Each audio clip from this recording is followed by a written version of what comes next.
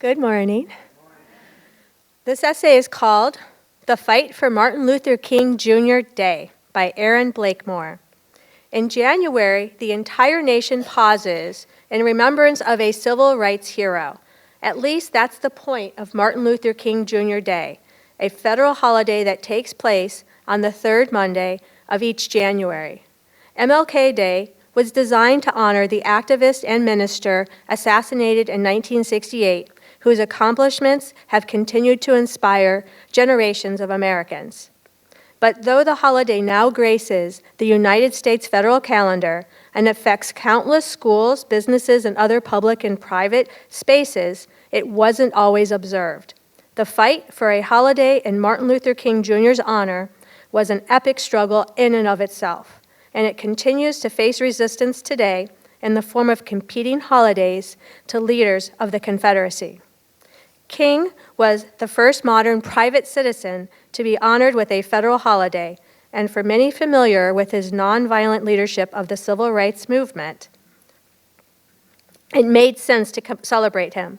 But for others, the suggestion that King, a black minister who was vilified during his life and gunned down when he was just 39 years old, deserved a holiday was nothing short of incendiary.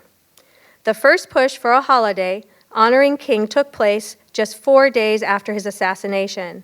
John Conyers, then a Democratic congressman from Michigan, took to the floor of Congress to insist on a federal holiday in King's honor. However, the request fell on deaf ears. One of the few black people in Congress, Conyers had been an active member of the civil rights movement for years. He had visited Selma, Alabama, in support of King and the 1965 Freedom Day, one of the several mass voter registration events in which large numbers of African Americans attempted to register to vote despite local defiance and armed intimidation.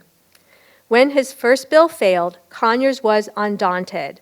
Conyers would persist year after year, Congress after Congress, in introducing the same bill again and again, gathering co-sponsors along the way until his persistence finally paid off, writes historian Don Wolfensberger. He enlisted the help of the Congressional Black Caucus, of which he was a founding member.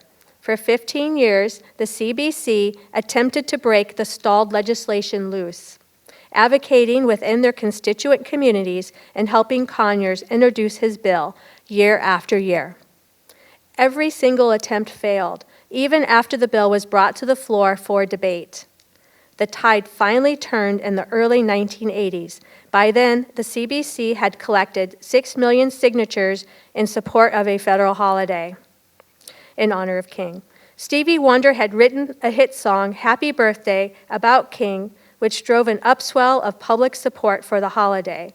And in 1983, as civil rights movement veterans gathered in Washington to commemorate the 20th anniversary of the March on Washington, King's seminal I Have a Dream speech and the 15th anniversary of his murder shook something loose.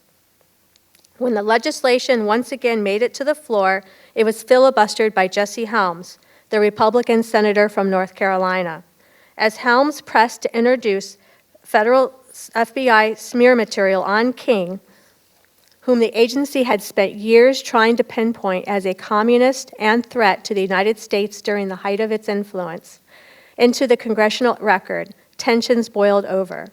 Daniel Patrick Moynihan, the senator from New York, brought the materials onto the floor, then dropped them onto the ground in disgust, a pivotal moment of the debate. The bill passed with ease the following day, 78-22. And President Ronald Reagan immediately signed the legislation. But though the first federal holiday was celebrated in 1986, it took years of observance to filter through to every state. Several southern states promptly combined Martin Luther King Jr. Day with holidays that uplifted Confederate leader Robert E. Lee, and who was born on January 19th. Arizona initially observed the holiday, then rescinded it, leading to a years-long scuffle over whether to celebrate King that ended in multiple public referenda, major boycotts of the state, and a final voter registration push that helped propel a final referendum toward success in 1992. It wasn't until 2000 that every state in the Union finally observed Martin Luther King Jr. Day. Today, the holiday is still celebrated in conjunction with a celebration of Confederate slaveholders in some states. But after 3 decades of contention and controversy, at least it's observed. Thank you.